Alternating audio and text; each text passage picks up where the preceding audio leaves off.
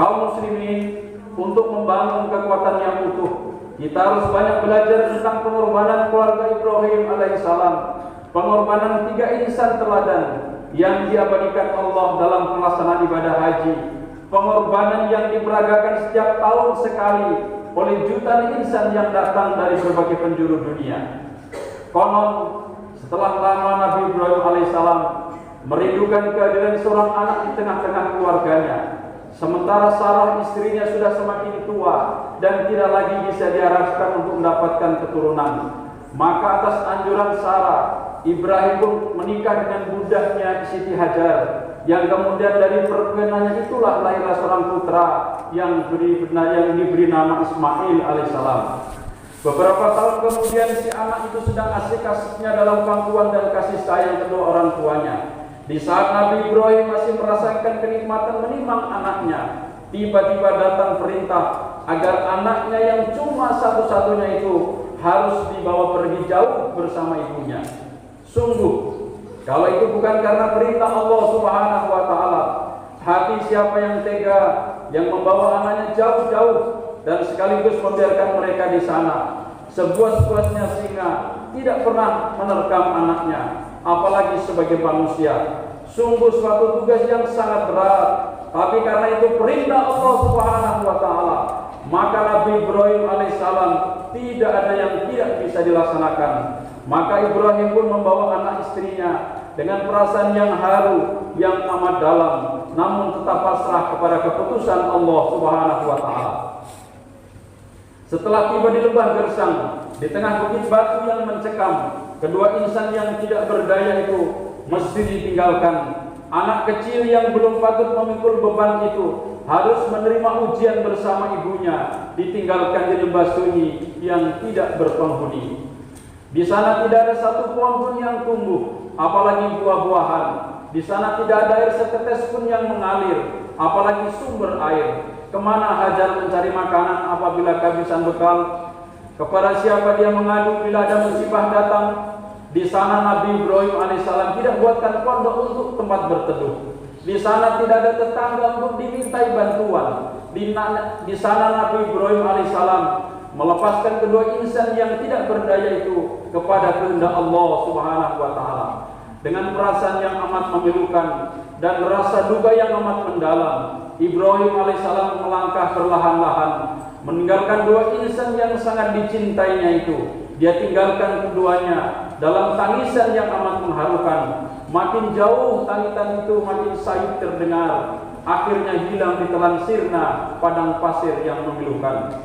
Allahu Akbar, Allahu Akbar, Allahu Akbar, walillahil hamd. Sepeninggal Nabi Ibrahim alaihissalam, Hajar mulai menghadapi perjuangan hidup dalam kesendiriannya. Bekal sedikit yang ditinggalkan memang tidak bisa bertahan lama, dan air memang tidak ada di sana. Siang harus menahan terik matahari yang panas tandus, malam hari menahan sepi di tengah kegelapan lembah yang tidak berpenghuni. Betapa menyedihkan bila malam semakin larut. Bagi kedua insan yang tidak berdaya itu, Hajar hanyalah seorang wanita yang lemah, ditemani anak kecil yang justru hanya menambah beban.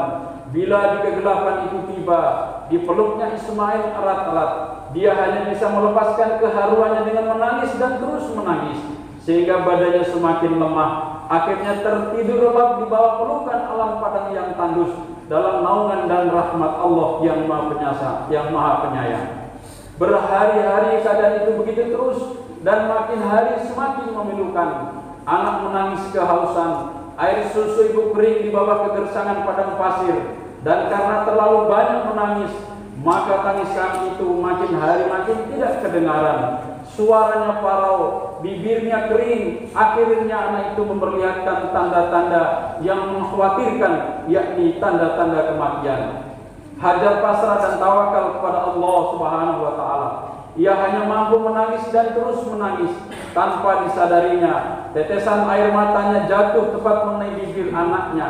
Ismail menggerakkan bibirnya. Hajar memandang penuh. Hati kecilnya berbisik, anakku masih hidup. Seketika itu dipeluknya anaknya erat-erat, diciumnya dengan ciuman penuh kasih yang mendalam. Lalu dia lepaskan anak itu dalam pelukan rahmat Allah yang Maha Kasih. Setelah itu dia pun pergi mencari air. dengan sisa tenaga yang masih ada. Dia berlari menuju Safa, kemudian berlari lagi menuju Marwah, berulang-ulang hingga 7 kali. Namun ia tidak mendapatkan air di sana. Sungguh suatu usaha yang luar biasa. Dia berjuang mencari air dengan sisa tenaganya yang masih ada di antara bukit-bukit batu yang gersang, namun tidak mendapatkan hasil. Dia hadirin yang dimuliakan Allah, dia hampir putus asa. Dia berdoa mengharapkan kasih sayang Allah Subhanahu wa taala. Dia menyerahkan segalanya kepada kehendak Allah Subhanahu wa taala sambil memohon rahmat Allah Subhanahu wa taala. Sesekali dia menengok anaknya. Tiba-tiba terjadi suatu keajaiban. Dari bawah kaki anaknya Ismail memancarlah air dengan derasnya. Air Zam-Zam penuh berkah, air kehidupan penuh rahmat, sebagai balasan Allah Subhanahu wa taala atas perjuangan Hajar dari Bukit Safa menuju Marwah. Hadirin yang dimuliakan Allah Subhanahu wa taala, kini timbul pertanyaan, mengapa bukan di Bukit Safa dan Marwah? Ini isyarat dari Allah Subhanahu wa taala bahwa manusia tidak berbangga dengan keberhasilannya, agar mereka sadar bahwa manusia hanya diberi hak untuk berusaha dan yang menentukan hasilnya adalah Allah Subhanahu wa taala. Manusia juga harus sadar bahwa Bukit Safa dan Marwah adalah perlambang makhluk. Tidak boleh yakin kepada bukit yang memberikan air, tidak boleh percaya kepada usaha, tidak boleh yakin kepada kerja, melainkan yakin hanya kepada Allah Subhanahu wa taala. Allahu akbar, Allahu akbar, Allahu akbar, walillahil hamd. Kaum muslimin, konon setelah 13 tahun lamanya Nabi Ibrahim alaihissalam menahan kerinduannya. Maka di satu saat dia menengok kembali anak dan istrinya. Dalam pertemuannya yang amat mengharukan itu, dipeluknya Ismail erat-erat, diciumnya dengan ciuman rindu yang amat mendalam. Tiba-tiba dalam pelukan kasih sayang yang amat bahagia itu, datang lagi perintah yang lebih berat dari yang pernah dia lakukan. Perintah menyembelih anaknya yang cuma satu-satunya itu untuk dikorbankan demi kebenaran. Dapat dibayangkan perasaan Nabi di saat itu.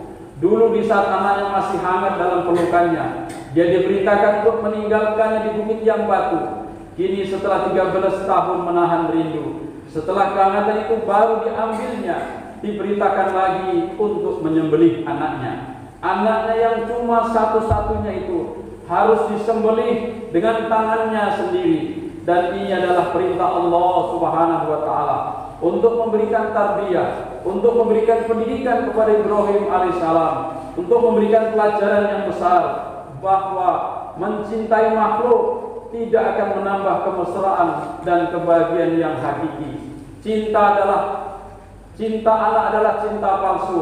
Cinta makhluk hanya akan menyengsarakan. Cinta dunia hanya akan membuat orang tertipu. Cinta yang sesungguhnya, cinta yang hakiki adalah mencintai Allah Subhanahu wa taala, mencintai kebenarannya. Ibrahim menahan perasaan harunnya yang mendalam. Dia sembunyikan cintanya kepada anaknya. Dia pasrah kepada keputusan Allah Subhanahu wa taala.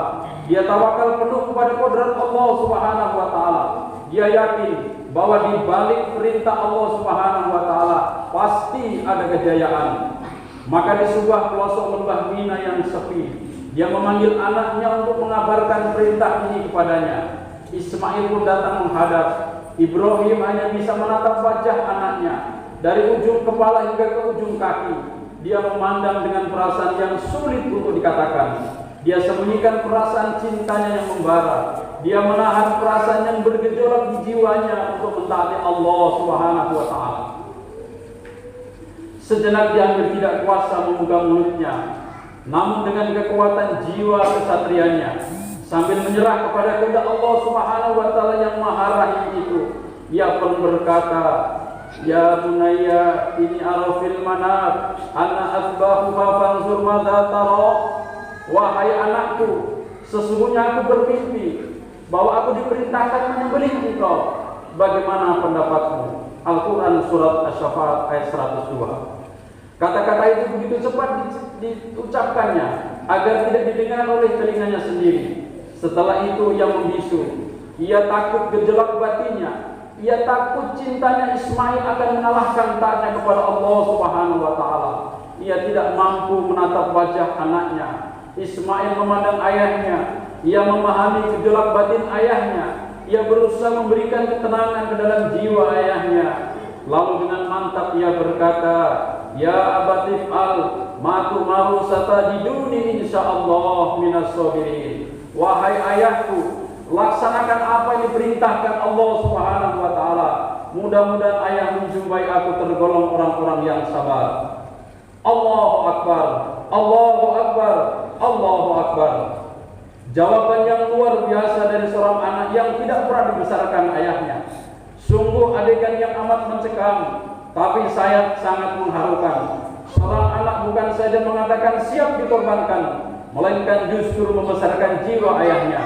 Adegan yang mengejutkan penduduk langit, adegan yang membuat alam hening sejenak, adegan yang membuat aras bergetar, adegan yang di luar dugaan manusia. Ismail siap menerima gesekan pisau pengorbanan yang akan mengakhiri hayatnya. Allahu Akbar.